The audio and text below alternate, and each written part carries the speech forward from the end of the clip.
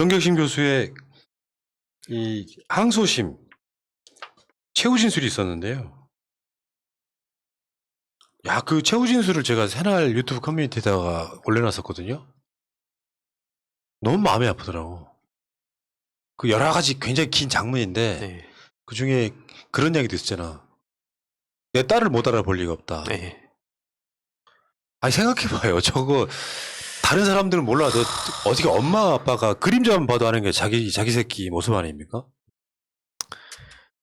근데 표창장은 증거가 있나요? 증거. 표창장이 있나요? 위조한 표창장의 실물이?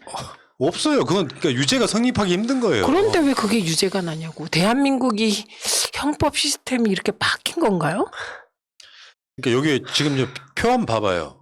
1심 판단하고 이제 9월 11일 날 2심 판단이 나오겠지만 1심 판단 전체로 보면 이렇게 세 가지 정도로 나눌 수 있거든요.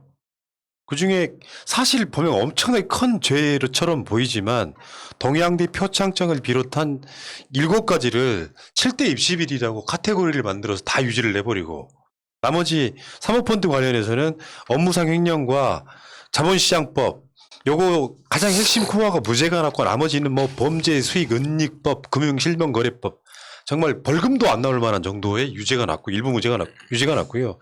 이것도 이제 사모펀드 비리 관련해 갖고 엮어서 만들어 놓던 뭐 증거 인멸교사, 증거 위조교사, 증거 은닉교사 중에 증거 위조교사, 증거 은닉교사는 무죄가 났었고요. 증거 인멸교사, 코리크 P 직원들한테 이게 뭐냐면은 그 조국 장관 청문회 당시에 그 이름이 들어가지면 안 되지 않겠느냐는 이야기를 지나가는 말처럼 했는데 이것을 코링크 P 직원들이 그걸 없앴다라고 그래서 증거 인멸교사 정도가 났으니까 현실적으로는 사실상 거의 한 99%는 무죄에 가까운 거거든요, 이게. 아니 그리고 여기에 공주대 나오죠. 공주대. 네. 이번에 윤석열 후보가 김건희 논문에 대해서 뭐라고 했습니까? 국민대가 자율적으로 절차를 밟아야 한다 이렇게 얘기했잖아요. 네. 공주대가 2번이나 절차를 밟아서 문제없다 그랬는데 네. 검찰이 기소한 거예요. 네. 왜 이렇게 기준이 다릅니까? 그러니까 저도 이 최후 진술 보면서 참 마음이 아팠던 게 뭐 중간에 또 따님은 아니 내가 나라고 하는데 남들이 그냥 부정하면 도대체 뭐 어떻게 해야 되냐라는 내용도 나오고 그리고 방어권을 최소한의 방어권을 행사하는 그 과정에서 이걸 다 그냥 범죄 취급을 해버리고 그냥 언론에 그냥 마녀사냥 당하고 이걸 뭐 최근에 이제 민주당 몇몇 의원님들이 이 최후 진술 공유를 하시더라고요. 뭐 고민정 의원이 그걸 공유했다가 또 조선일보를 비롯해서 엄청 공격을 받는데 민주당 현역 정치인분들한테 꼭 얘기하고 싶어요. 이 진실을 알리고 조국 정경심 교수님의 입장을 알리는 게 마치 막 되게 부끄럽고 막 하면 안 될 짓을 하는 것 같고 뭔가 막 언론의 공격을 받을까 봐 두려워하지 말고 이럴 때 뭐라고 하든 간에 이렇게 앞장서서 목소리를 내면 지지자들이 다 기억을 해주는데 여기서 너무 몸살이는 거 아닌가. 일부 의원들을 제외하고. 오늘 그 이철희 그 정무수석도 뭐 그런 비슷한 결로 이야기를 하는데 민주당이나 범여권에서 나오는 메시지의 결이 조국 장관의 좀 억울하다 이 분위기가 굉장히 많이 지금 커져가고 있는 느낌이 분명히 있거든요. 요 흐름에서 결정적으로 이런 뭐 입시비리의 대표적이라고 할 수 있는 표창장 정도가 무죄가 나오대요. 사실 나머지는 사회적으로 저는 사면 된다고 봐요. 뭐 시간이 부족해서 이걸 허드렛일 했는데 인턴이라고 했다고.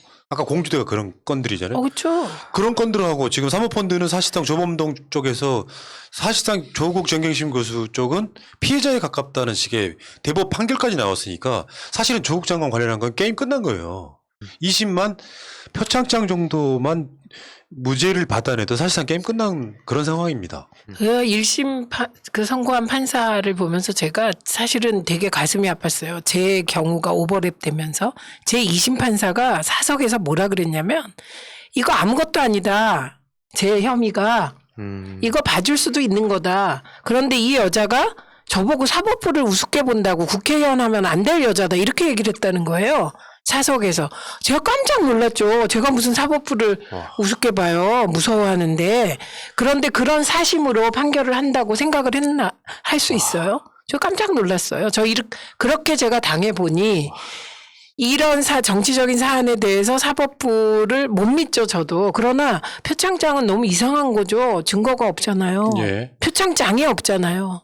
하나 얹고 싶은 얘기가 예전에도 아마 얘기를 했던 것 같은데 이 사법 그러니까 판사라 그러면 마치 진짜 신처럼 가장 그 저울질 딱 균형을 맞출 거라고 생각하는 분들이 많이 계신 것 같은데 저 옛날에 가짜 대학 그 할 때 끝까지 완주했던 이유가 뭐냐면 판사가 이럴 시간에 가서 스펙이나 쌓으라고 그러니까 판사가 마치 되게 합리적이고 막 진짜 신처럼 뭐든지 객관적으로 사건의 하나하나에 진심을 다해서 한다고 생각하면 그조차도 오산이다. 물론 판사를 향한 과도한 비난으로 뭐 정치적 판결이다 뭐다 이런 얘기를 하는 게 아니라 판사가 마치 완전 무결하다고 가지고 있는 어떤 생각을 우리가 좀 벗어날 필요도 있다. 잘못한 건 따끔히 잘못했다고 지적해야 된다고 저는 생각합니다. 예. 아우 저 TVN 드라마 악마 판사. 태영. 악마 판사. 그냥 그 가차 없이 처분하고 그거는 선고라기보다는 처분이에요. 그치. 직결적은. 아 저 악마 판사. 그러니까 그런 게 그런 인기가 판사. 있는 이유가 그것 때문이잖아요. 속이 시원해서. 예. 이건 보세요. 공익인권법센터 세미나 관련 동영상에 나오는 여학생은 딸이 맞습니다. 동영상을 보고 바로 제 딸을 확신했습니다.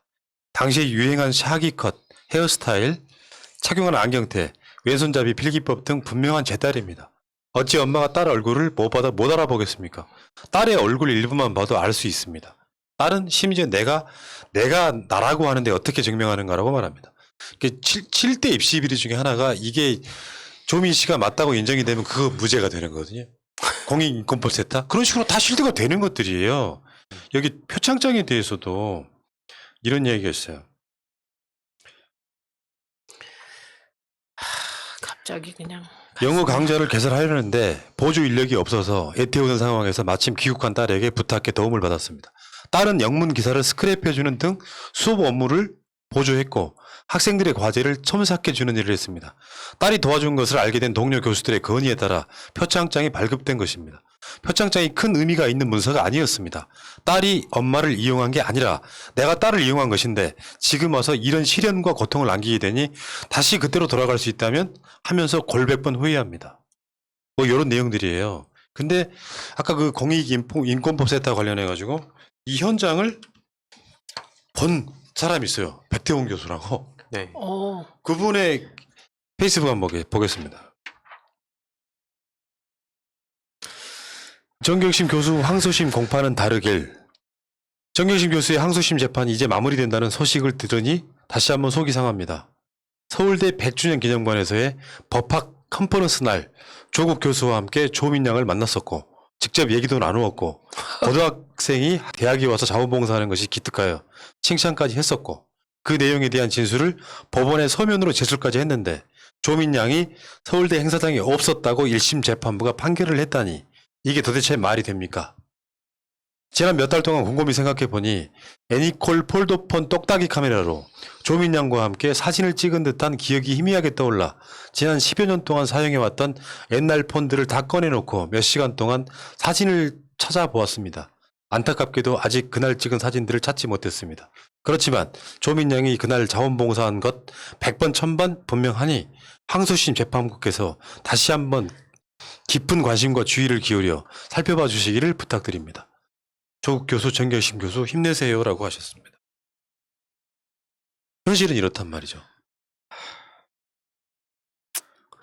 이런 상황들 속에서 재판 결과만 그러니까 100% 무죄가 아니라도 있잖아요.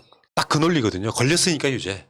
다른 사람 처벌 안 받았더라도 걸렸으니까 유죄. 그런 정도의 판결은 나올 수 있다고 생각하는데 명백하게 위법이면 지금 그 인턴 확인 증명서 같은 경우는요. 재량사항이란 말이에요.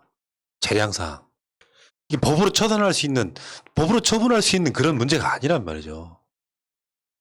근데 지금 감옥에다가 4년형 때려놓고 같이 하고 있는 거 아니에요?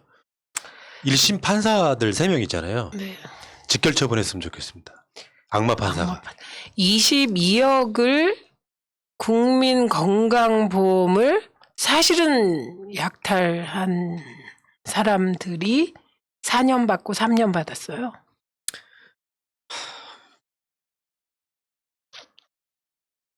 뭔가 말을 하시오.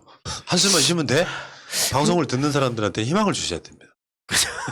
아니 표창장은 증거물이 없잖아요. 이 얘기밖에 할 게 없습니다. 증거. 예를 들어 위조된 표창장이 있어야죠. 그런 측면도 있고요. 표창장은 이제 뭔가 이 조국 장관 내를 좀 지저분하게 만들기 좋은 소재였고 대개 그것들이 그런 것들이에요. 그때 당시에 10몇 년 전에 봉사활동을 했다 안 했다 논란이잖아요. 근데 10명 중에 5명은 봤다고 하고 5명은 못 봤다고 하면 본 거예요, 안 본 거예요? 본 거죠. 본 왜냐 거죠. 유죄로 때리려면 합리적 의심이 없을 만한 증거나 증언이나 증인이 있어야죠. 10명 중에 1명만 봤다고 해도 본 거예요. 그렇죠. 그 진술이 신빙성만 있다면. 그렇죠. 근데 1심 재판부는 못 봤다는 사람들의 증언만 취해서 판결 내린 거예요. 네. 대한민국 역사에 사법부의 치욕 같은 날이었어요, 그날. 이런 걸로 유죄를 때려서 법정 구속시켜가지고. 그러니까 뭐 저도 계속해서 말씀드리지만 여기에 그 가장 큰 역할을 한 거는 뭐 유튜버도 당연히 있지만 시민들이다. 왜 그 말씀을 드리냐면 예전에 푸나님도 말씀 주셨듯이 국회의원 하면 뭐 저도 원래 그렇게 바라봤지만 최민희 의원님처럼 똑똑하고 막 이 팩트 체크를 열심히 하고 다 그럴 것 같다고 생각하지만 생각보다도 뭐 할 일도 많기도 하지만 이런 언론의 보도의 제목이라든지 어떤 인상을 보고 평가하는 사람들이 생각보다 많더라고요. 맞아요. 근데 그런 거를 우리 지지자들이 계속해서 푸시하고 너 어떻게 생각하냐 압박하고 그러면서 아까 말씀하셨듯이 하나둘씩 분위기가 바뀌어가고 있는 거고 물론 여기엔 윤석열의 그 실체와 뭐 이런 여러 가지 요소들이 있겠지만 그 중심에 전 시민들이 있다고 보고 언젠가 훗날 역사가 바로 잡힐 때 그때 가장 중요한 역할을 한 건 우리 시민들이 있었고 그 시민의 정신을 가장 잘 받들어갈 사람이 다음 대통령을 해야 된다. 그렇게 전 생각을 합니다. 8월 11일 수요일이거든요. 오전 10시 30분에 선거 공판이 열려요. 좀 살들리긴 하는데 사람은 대한민국 같은 선진국에 살면서 예측 가능해야 되거든요. 예. 상식을 너무 벗어나면 안 되는 거잖아요. 법이 윤석열 가족이면 봐주고 조국 장관 가족이면 없는 죄도 만들어서 처벌하는 그런 법은 우리가 납득을 못하는 거잖아요. 판결은 국민 정서가 굉장히 중요하다고 생각해요. 물론 법이 미비해서 판사들이 이상한 판결하는 경우도 있긴 합니다. 국회가 일을 안 해갖고. 근데 기본적으로 지금까지 처벌해 온 적이 없는 사안을 가지고 처벌을 하고 억지로 꿰맞추고 권력형 비리가 아님이 드러났으면요. 윤석열 씨는 즉각 대국민 사과하고 대선주에서 물러나는 게 맞죠. 그 타이밍도 놓쳤어. 검사들이 김봉현 씨한테 술 얻어먹은 거 밝혀졌음에도 불구하고 사과 안 하잖아요. 네. 근데 사람들이 이 상황을 몰라. 디테일을 아니, 모르니까. 그 국감에서 얘기했고요. 김영란법 위반만 돼도 사과하겠다고. 근데 언론이 묻지 않기 때문이에요. 언론이 봐주기 때문이에요. 자, 어쨌건 지금 그 현장에서 봤다는 분도 있고 지금도 여러분 그 재판부에다가 탄원서 보내시는 거 도움 됩니다. 실제로 판사들이 딱 나처럼 일하는 사람들 많아요. 밖에 안 돌아다니고 일만 하는 사람들. 그 사람들이 이거 모를 가능성이 있어요.